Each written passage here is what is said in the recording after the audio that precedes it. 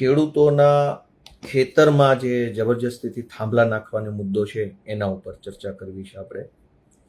હમણાં ફેબ્રુઆરી અને માર્ચ મહિનામાં જ્યારે વિધાનસભાનું સત્ર ચાલુ હતું ત્યારે આ ખેડૂતોના ખેતરમાં દાદાગીરીથી ગુંડાગીર્દી કરીને પોલીસ ભાડે લાવીને થાંભલા નાખી જવાનો જે મુદ્દો છે એને અલગ અલગ 3 રીતે મેં વિધાનસભાના માધ્યમથી રજૂ કર્યો હતો. વિધાનસભામાં મેં એક પ્રશ્ન પૂછ્યો હતો કે આ જે થાંભલા નાખવા માટે જે પોલીસ આવે છે એ પોલીસને લાવવા માટે કંપની કેટલું ભાડું ચૂકવે છે? તો સરકારે મને લેખિતમાં જવાબ આપ્યો હતો કે માત્ર 2 જિલ્લાનું 2 વર્ષનું 18 કરોડ રૂપિયા ભાડું કંપનીઓએ ચૂકવ્યું. એટલે પહેલો મુદ્દો તો એ છે કે આ જે કાંઈ કંપનીઓ પોલીસ લઈને આવે છે એ પોલીસ ભાડે આવે છે, કોઈ સરકારી કામ માટે નથી આવતી. એટલે આખા ગુજરાતના ખેડૂતોએ અને પોલીસમાં નોકરી કરતા મિત્રોએ સમજી લેવાની જરૂર છે કે આ જે લાઇટના થાંભલા નખાય છે એ સરકારી કામનો હિસ્સો નથી, પ્રાઇવેટ કંપનીઓનું પ્રાઇવેટ કામ છે. અને પ્રાઇવેટ કામ દાદાગીરી ગુંડાગીર્દી લુખ્ખાવેડા કરીને પૂરું કરાવવા માટે કંપનીઓ પોલીસ ભાડે લઈ જાય છે અને સરકાર પોલીસ ભાડે આપે છે, જેને કાયદાની ભાષામાં ઓન પેમેન્ટ બંદોબસ્ત કહેવામાં આવે છે. એટલે સૌથી પહેલી વાત ગુજરાતના સૌ ખેડૂતો જેના ખેતરમાં થાંભલા નખાતા હોય સમજી લે કે ભાઈ જમીન આપણી જે છે એ આપણે આપણા બાપ દાદા વખતથી સાચવી છે, એ જમીનને આપણે સંભાળ લીધી છે, ત્યારે આજે આપણે જમીનના માલિક છીએ. એટલે પ્રાઇવેટ કંપનીઓ પ્રાઇવેટ વીજળીના તાર માટે થઈને આપણી જમીન જબરજસ્તીથી બચાવી પાડે અને એમાં પોલીસ ભાડે લઈને આવે તો એનાથી કાંઈ ડરવું ન જોઈએ. બાકી જે ડરી જાય એની જમીન તો આ લોકો લઈ જશે.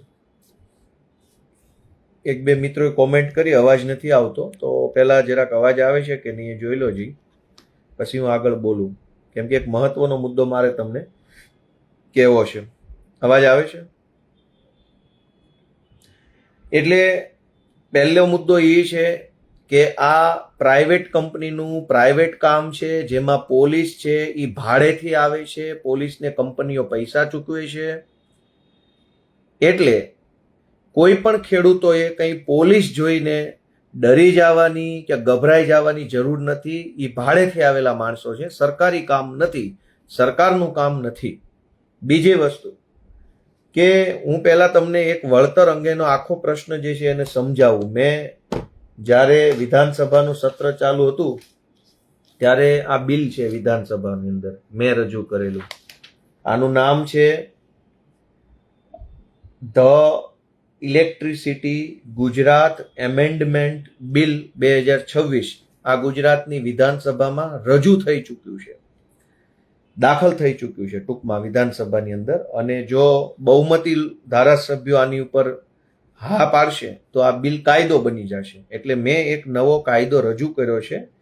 જ્યાં સુધી કાયદો ન બને ત્યાં સુધી એને બિલ કહેવાય. આ બિલનું ગુજરાતી નામ લખ્યું છે વીજળી સુધારા અધિનિયમ 2003. એટલે હું તમને બહુ મહત્વનો મુદ્દો આજે સમજાવવાનો છું અને આ ખેડૂતના દીકરા તરીકે આપણે બધાએ જાણવું બહુ જરૂરી છે. સૌથી પહેલા તો ગુજરાત સરકારનો એક પરિપત્ર છે 2/12/2024 નો. કદાચ આના પછીનો લેટેસ્ટ પરિપત્ર બી હોઈ શકે અથવા ન પણ હોઈ શકે. હવે એમાં એવું લખ્યું છે, હું વાંચું છું કે ટ્રાન્સમિશન લાઇન, ટ્રાન્સમિશન ટાવર ઊભા કરતી વખતે જમીન પાક ફળાવ ઝાડને થયેલ નુકસાનના વળતર અંગેની માર્ગદર્શિકામાં સુધારા બાબત. એટલે સરકાર આમાં સ્પષ્ટ કરે છે કે આ લાઇટના જે થાંભલા પ્રાઇવેટ કંપનીના નફો કરવા માટે પ્રાઇવેટ થાંભલા નાખવામાં આવે છે, એ થાંભલા નાખવા બદલ વળતરનો જે મુદ્દો છે એ વળતર છે એ પાક અથવા ફળાવ ઝાડ અથવા જમીનને થયેલ નુકસાનનું વળતર છે. યાદ રાખજો આ શેનું વળતર છે, હું આગળ વાંચું છું.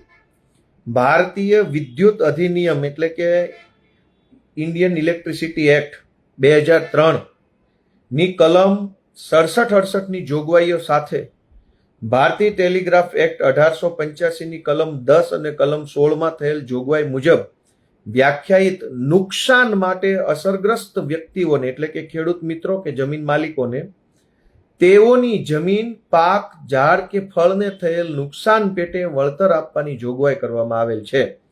હવે આપણે આ લાંબુ છે, નથી વાંચવો, પણ વારંવાર આમાં એક શબ્દ લખ્યો છે કે ઝાડ, ફળ અને જમીનને થયેલ નુકસાનનું વળતર આપવાની બાબત છે. આ ગુજરાતની ભાજપની સરકારની ખેડૂતો સાથેની ભયંકર છેતરપિંડી છે. અને હું તો ખેડૂતોને હિન્દુ ખેડૂત એવો શબ્દ વાપરું છું મારે, કેમ કે આ બધા જ ખેડૂતો તો હિન્દુ છે અને હિન્દુઓના નામે ભાજપની દુકાન 30 વર્ષથી ચાલે છે. તો મારો અવાજ આવે છે કે નહીં વચ્ચે વચ્ચે કહેતા રહેજો, અને વિડીયો બરાબર દેખાય છે કે નહીં એ પણ જણાવતા રહેજો મિત્રો. હિન્દુ ખેડૂતોના ખેતરમાં દાદાગીરીથી, જબરજસ્તીથી લાઇટના પ્રાઇવેટ કંપનીના થાંભલા નખાવવા માટે સરકાર પોલીસ ભાડે આપે છે. હવે મેં આ નવો કાયદો રજૂ કર્યો છે વિધાનસભાની અંદર, જે બહુમતીથી દાખલ થયો છે, પણ બહુમતીથી પાસ થયો નથી. જો બહુમતીથી પાસ થાય તો શું થાય એ હું તમને હમણાં સમજાવીશ. પહેલો વિષય એ લઈએ કે અત્યારે જે થાંભલા નાખવામાં આવે ત્યારે પોલીસ અથવા કોઈ ભાજપના માણસો અથવા કોઈ ભાજપ તરફી વ્યક્તિઓ એવું કહે છે કે ભાઈ આમાં તો કલેક્ટરનો હુકમ છે, કલેક્ટરનો હુકમ છે. એટલે ભાઈ કલેક્ટરે હુકમ શેના આધારે કર્યો? તો કે ભારતીય ટેલિગ્રાફ અધિનિયમ, ઇન્ડિયન ટેલિગ્રાફ એક્ટ 1885, આજની તારીખે દેશમાં લાઇટના થાંભલા નાખવા માટે આખા દેશમાં 1885માં અંગ્રેજોએ બનાવેલો કાયદો ઉપયોગમાં લેવામાં આવે છે. અંગ્રેજોએ દેશની અંદર ટેલિગ્રાફ લાવ્યા હતા. ટેલિગ્રાફ, પહેલા ટેલિગ્રાફ હતા, પછી ટેલિગ્રામ આવ્યા, પછી અલગ અલગ વર્ઝન આવતા ગયા, પણ સૌથી પહેલા ટેલિગ્રાફ આવતા. અંગ્રેજોએ ભારતના ખેડૂતોના ખેતરમાંથી ટેલિગ્રાફનો થાંભલો નાખવા માટે 1885માં જે કાયદો બનાવ્યો હતો એ કાયદામાં 1% 1 પૈસાનો સુધારો કે વધારો કે ઘટાડો કર્યા વગર જેવો 1885માં હતો એવો ને એવો કાયદાનો ઉપયોગ આજે 2026માં આ ભાજપની સરકાર કરી રહી છે. તો સરકારમાં ભાજપના માણસોને કોઈ શરમ બરમ નહીં આવતી હોય કે તમે આ કાયદો આજના જમાના પ્રમાણે સુધારો વધારો કરો? અમથા તો એમ બહુ કહે છે કે નામ બદલી નાખવું આ શહેરનું, આ ગામનું, કેમ કે એ બધું અંગ્રેજો સાથે જોડાયેલું છે. તો અંગ્રેજોના કાયદા શું કામ વાપરો છો? અંગ્રેજોએ તો ચૂસવા માટે, ખેડૂતોની જમીન પચાવી પાડવા માટે આ કાયદો બનાવ્યો હતો. તો તમે અંગ્રેજોના કાયદો કેમ વાપરો છો? સારો કાયદો બનાવવો જોઈએ. હવે સારો કાયદો કેવો હોય એ આ મેં બનાવ્યો છે, આ ગુજરાતની વિધાનસભાને મેં આપેલો છે.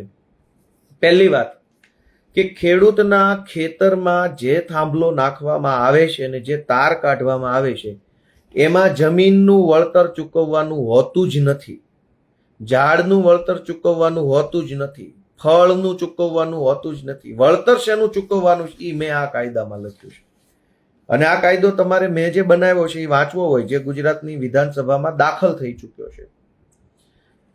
આ કાયદો તમારે વાંચવો હોય તો નેવા નામની વેબસાઇટ છે, NEVA, નેશનલ ઈ વિધાન એપ્લિકેશન, ગૂગલ ઉપર સર્ચ કરશો તો એમાં મળશે ને એમાં મારા નામ સાથે આ કાયદો હશે.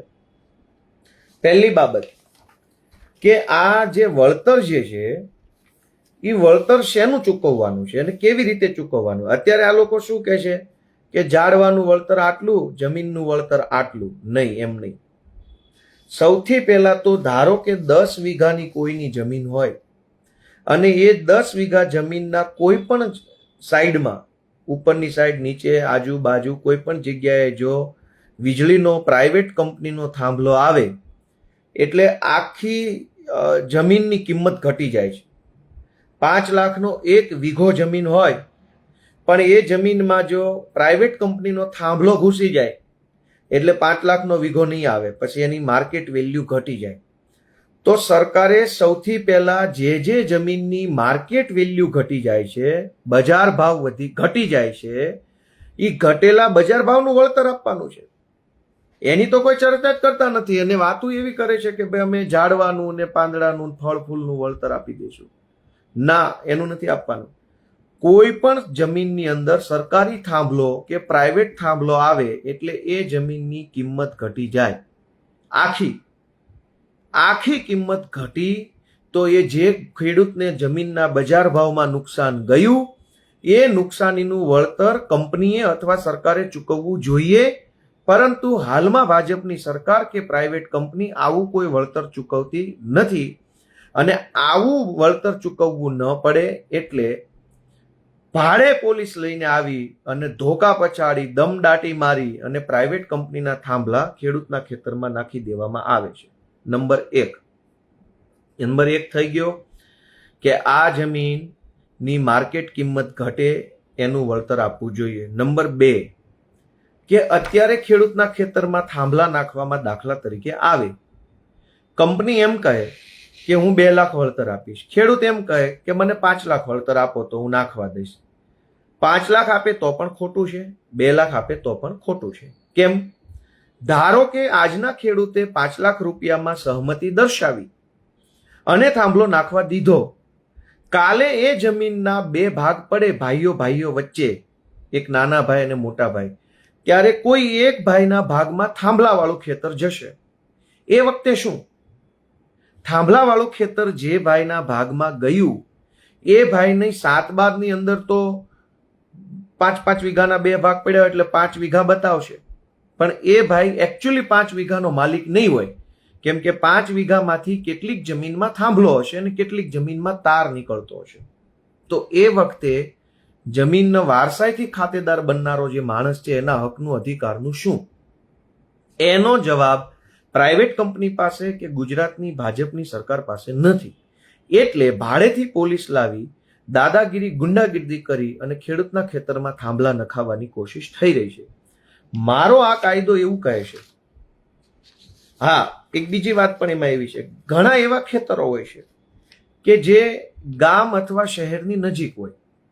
ધારો કે જે ખેતરમાં થાંભલો નખાવાનો છે એ ખેતર આજથી 4, 5 કે 7 વર્ષ પછી શહેર બનવાનું હોય, કેમ કે અનેક ખેતરો એવા હોય કે જે શહેર પૂરું થાય, ધારો કે અમદાવાદ હોય, મોરબી હોય, અમારે વિસાવદર હોય કે જામનગર હોય, દ્વારકા હોય, ખંભાળિયા હોય, એ નાના જે શહેરો છે એ શહેર પૂરું થાય એટલે તરત પહેલું ખેતર જે હોય એ આવનારા 5 વર્ષમાં ત્યાં બિલ્ડિંગો જ બનવાના હોય એને બેને થઈને.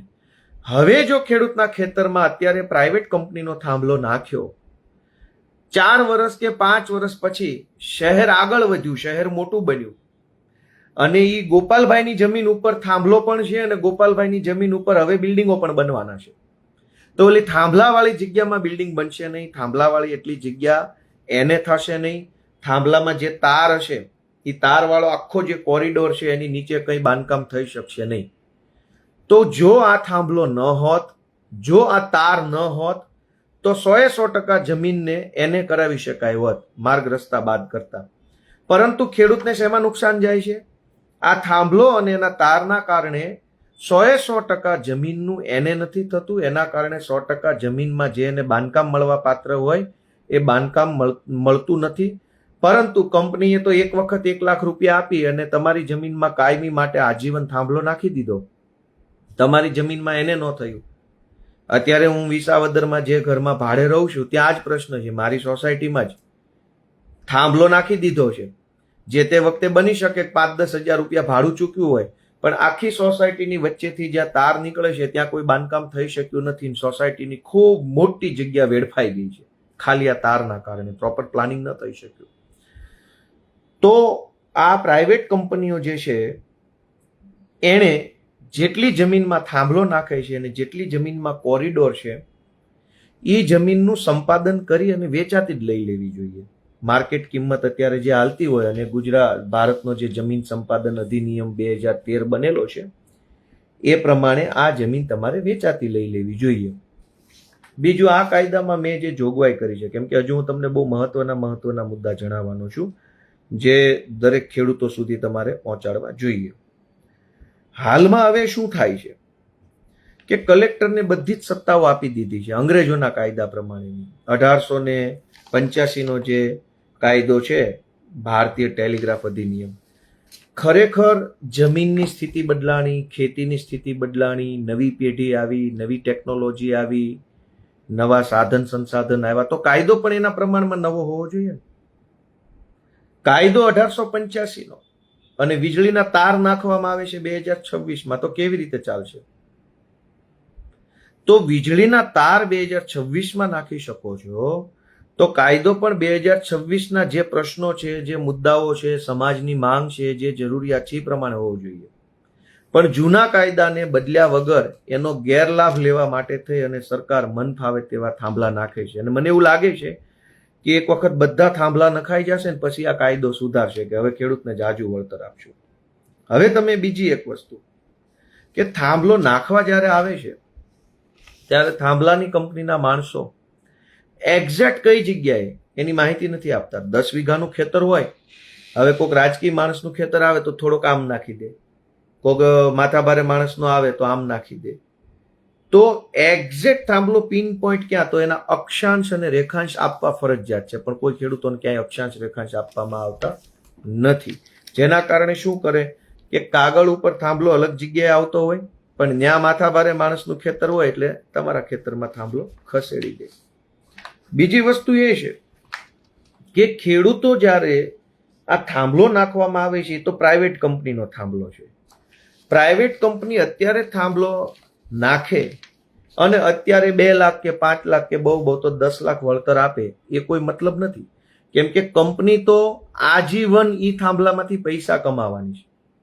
કંપનીએ સોલાર પ્લાન્ટ બનાવ્યો ખાવડા કચ્છમાં, ત્યાંથી વીજળી ઉત્પન્ન થઈ, ઈ થાંભલે ચડાવી, થાંભલો તમારા ખેતરમાંથી નીકળ્યો, એ વીજળી શહેરોમાં ગઈ કે ગમે ત્યાં ગઈ.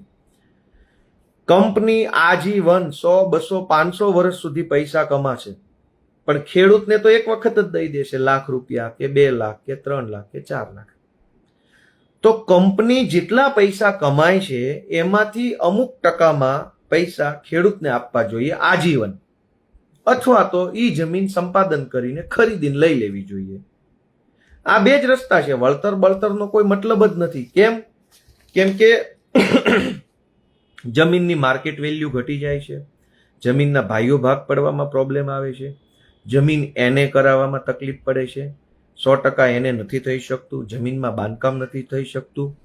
બીજું કે એર સ્પેસ રોકાઈ જાય છે. એર સ્પેસ એટલે કે ત્યાં લાઈન નીકળી તો ત્યાં નાળિયેરી નહીં વાવી શકાય, ઊંચા ઝાડ જે હોય એ નહીં વાવી શકાય. તો કાયદો એવું કહે છે કે જેની જમીન છે એની ઉપરનું આકાશ અમુક ફૂટ અમુક મીટર સુધી માણસનું છે. કેમ કે ધારો કે આ ગોપાલભાઈની અગાસી છે તો એની ઉપર રમેશભાઈ આમ મકાન બનાવી શકશે? નહીં બનાવી શકે. આવી રીતે મારી અગાસી ઉપર બીજો પોતાની અગાસી આમ નહીં લાવી શકે. શું કામ?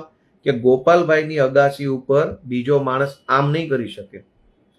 એનો અર્થ એ થયો કાયદો એમ કહે છે કે જે જમીન તમારી છે એની ઉપર કેટલાક મીટર સુધીનું આકાશ પણ તમારું છે, કેટલાક મીટરથી ઉપરનું આકાશ જે છે એ સરકારનું છે. એટલે મારું એવું કહેવું છે કે જે આકાશ રોકાઈ ગયો આપણું, ખેતરમાં થાંભલો આવ્યો, એના તાર આવ્યા, એના કારણે અમુક મીટર સુધી આકાશનો અધિકાર હતો એ આપણો છીનવાઈ ગયો.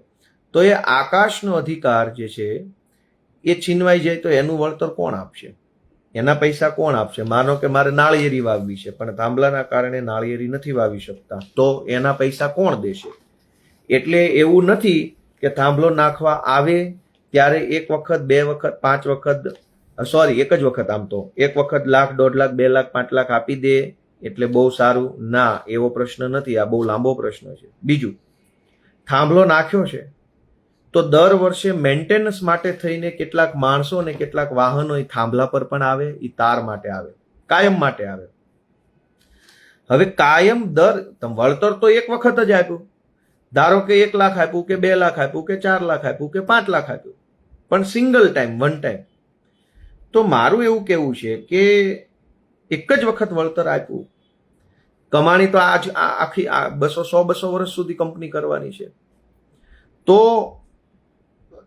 દર વર્ષે જ્યારે કંપનીની ગાડીઓ ત્યાં મેન્ટેનન્સ કરવા માટે આવે, સર્વિસ કરવા માટે આવે, રિપેરિંગ કરવા માટે આવે, આપણા ખેતર ઉપર ચાલે, આપણા રસ્તા ઉપર ચાલે, એનું વળતર કોણ આપશે? અત્યારે ભાજપની સરકાર અને પ્રાઇવેટ કંપની અને પ્રાઇવેટ કંપનીના ભાડે આવેલા પોલીસ એ આપણને એવું સમજાવે છે કે તમને તમારા ઝાડવાના નુકસાનના પૈસા આપી દીધા, ફળના પૈસા આપશે વગેરે. પણ મારા ભાઈ, એ તો આ વખતે, આવતી વખતે પાછા રિપેર કરવા આવો ત્યારે, પછી એના પછીના વર્ષે રિપેર કરવા આવે ત્યારે, દર વર્ષે જ્યારે એ લોકો આવશે, દર વર્ષે આપણા ખેતરમાં ગાડીઓ આવશે, માણસો આવશે, સામાન આવશે અને દર વર્ષે નુકસાન કરશે, એનું વળતર દર વર્ષે કોણ આપશે? મુદ્દો એક વખતનો નથી.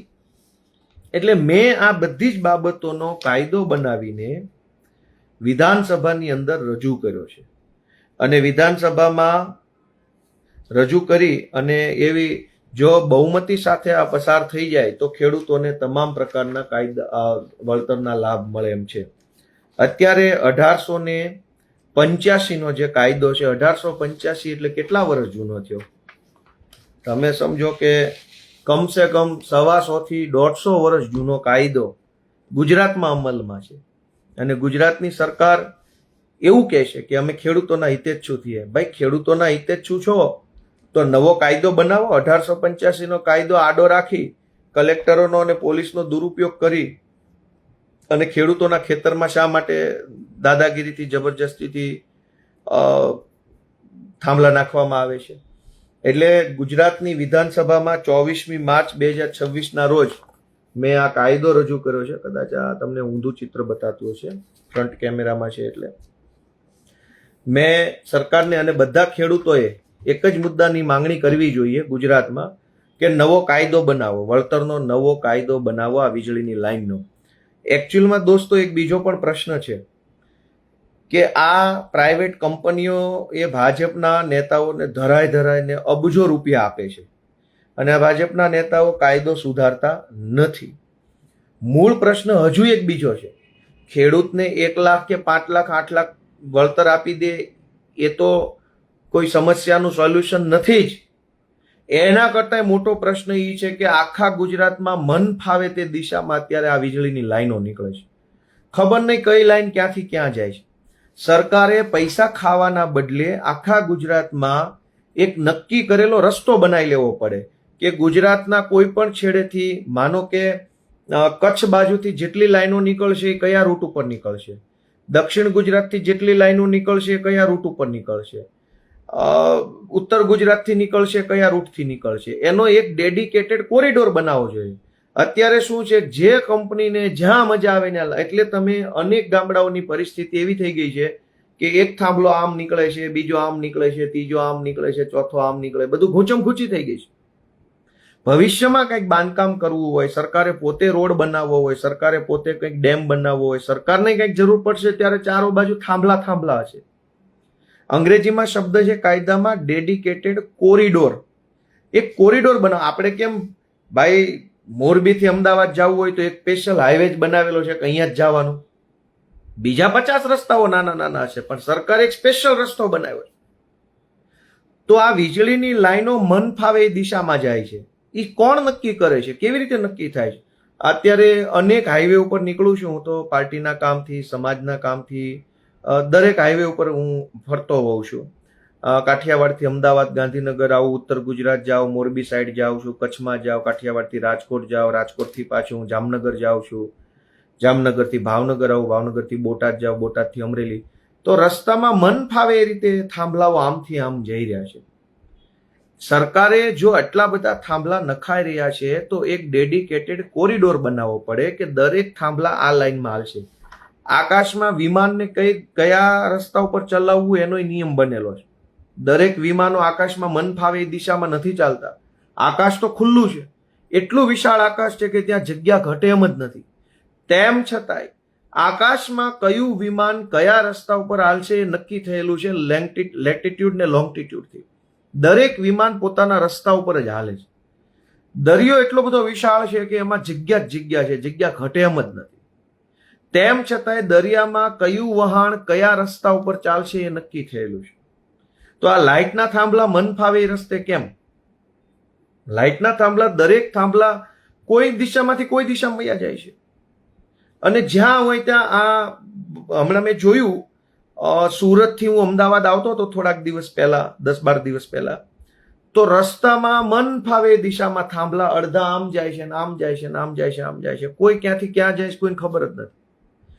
તો એવું કરો કે ભાઈ સરકાર 10 કિલોમીટર લાંબો પટ્ટો સંપાદન કરી લે, કચ્છથી લઈને અમદાવાદ સુધી, સુરતથી લઈને અમદાવાદ સુધી, અમદાવાદથી લઈને બનાસકાંઠા સુધી, આમ લાંબો 10 કિલોમીટર સળંગ જેટલા પણ વીજળીના થાંભલા નાખવા હોય એ 10 કિલોમીટરમાં નાખવાના. દોસ્તો, આપણે બધા જાગૃત બનવાની ખૂબ જરૂર છે. ખેડૂતોએ, યુવાનોએ બધા જાગૃત બનવાની બહુ જરૂર છે. હવે ઘણા બધા મિત્રો જે છે એ મારી ટીકા ટિપ્પણી કરતા હોય છે, અમને ગાળો દેતા, એનાથી શું ફરક પડવાનો?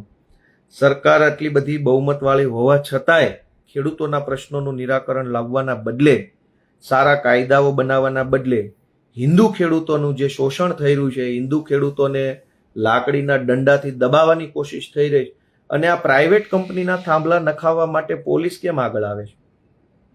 જ્યારે આપણે પોલીસની જરૂર પડે છે ત્યારે તો પોલીસ ના પાડી દે છે. અમદાવાદમાં પેલા દિવ્યાંગ વ્યક્તિ છે, એ ફરિયાદ લખાવવા ગયા તો હજુ સુધી તો એની એફઆઈઆર લખાતી નથી. દિવ્યાંગ વ્યક્તિ અમદાવાદમાં છે, એમાં ઓલી પીએસઆઈ બેન સિંઘમ બની ગઈ ને એને લાપટ ઝાપટ મારી લીધું. તો દોસ્તો, મારું એમ કહેવાનું છે કે જ્યારે આપણે પોલીસની જરૂર પડે ત્યારે તો કોઈ પોલીસ આપણું સાંભળતી નથી. આપણે સાયકલ ચોરાઈ જાય, મારામારી થઈ જાય, ખૂન થઈ જાય, બળાત્કાર થઈ જાય તો પોલીસ એફઆઈઆર લખે નહીં. પ્રાઇવેટ કંપનીના થાંભલા નાખવાના હોય તો 500, 1000, 2000 પોલીસ આવી જાય છે. અને પ્રાઇવેટ કંપનીના છે, સરકારનો થાંભલો નથી. કંપની એમાંથી નફો કરવાની છે, કંપની વેપાર કરવાની છે, કંપની કમાવાની છે. તો કંપની વેપાર કરવા નીકળી છે, એની ચિંતા પોલીસ કેમ કરે છે? તો તમે જરાક જાગૃત બનો બધા લોકો. આ હિન્દુ ખેડૂતો છે, હિન્દુના દીકરા છે, પોતાના દિલની અંદર ભગવાનને સ્થાન આપેલું છે, એવા બધા મહેનતુ ખેડૂતો છે. એ હિન્દુ ખેડૂતોને પ્રાઇવેટ કંપનીઓ માટે થઈ ગુજરાતની ભાજપની સરકાર પોલીસ મોકલીને માર મરાવે, એ કેટલું વ્યાજબી છે?